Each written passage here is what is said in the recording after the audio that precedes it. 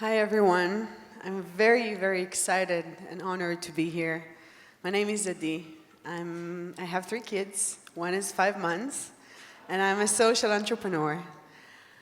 My journey started when I was 12, and I started to volunteer in a nonprofit and be a personal tutor of a 3-year-old kid that had CP, named Kfir, cerebral palsy. Kfir couldn't walk and couldn't talk and couldn't do physically anything on his own. But when I first came to him, I fell in love immediately, and he became like a second brother to me. And growing up next to Kfir taught me that we all have disabilities, that we all have wheelchairs, just that with Kfir anybody could see his wheelchair. And that the biggest challenge is not the fact that he can't speak and he can't walk, rather it's the lack of social life.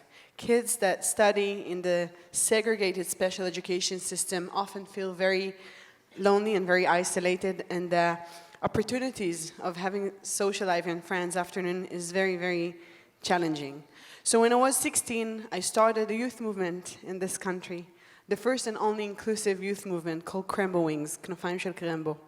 I started actually by duplicated Adin Kfir, this personal tutorship into a group, and we met every week and we just played. This movement today is operating 100 branches with more than thousands of kids and teenagers all around the country.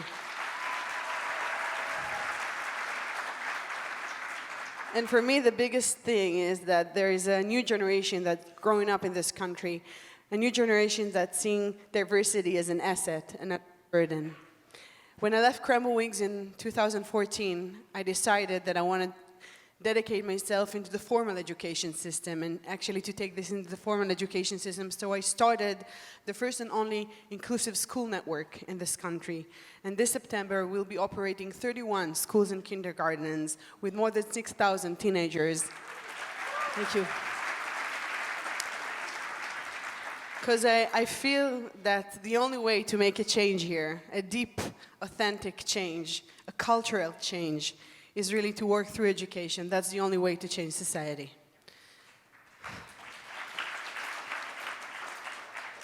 11 years ago, I started another initiative around the Holocaust Memorial Day. I don't have any family personal connection to the memory of, to the Holocaust, but 11 years ago, I forgot it's the Holocaust Remembers Day. I didn't have nothing to do, and I didn't want just to watch the television, so I was going to a formal ceremony. And I didn't feel anything. It felt like a historical event that happened far away. And I was asking myself where this day will be in 20, 30, 40 years from now, when the survivors won't be here anymore, and maybe even the second generation. And if I feel this way now, what is going on with the teenagers, the TikTok generation?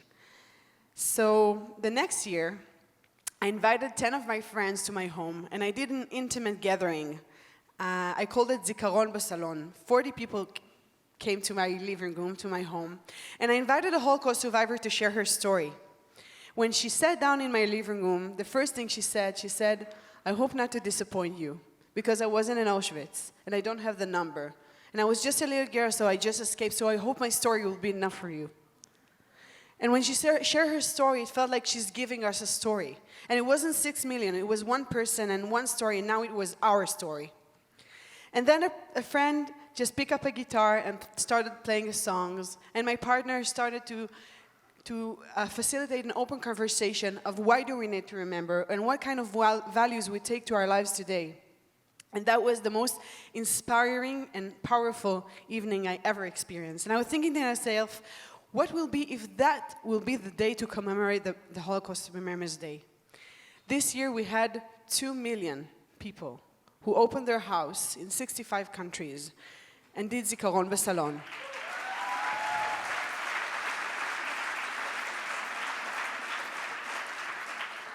Survivors, second generation, recorded testimonies, but most importantly, an open and meaningful conversation. And I hope from the bottom of my heart that in 20, 30, 40 years from now, this memory will still be the compass to lead us to be more moral today. I have 30 seconds. Oh my God. Okay. Okay, so no one taught me how to create social changes and how to create those big movements. The only thing that really guided me was the feeling that it's my shift. It's our responsibility. I can't leave this for the Ministry of Education, to Yad Vashem, to others.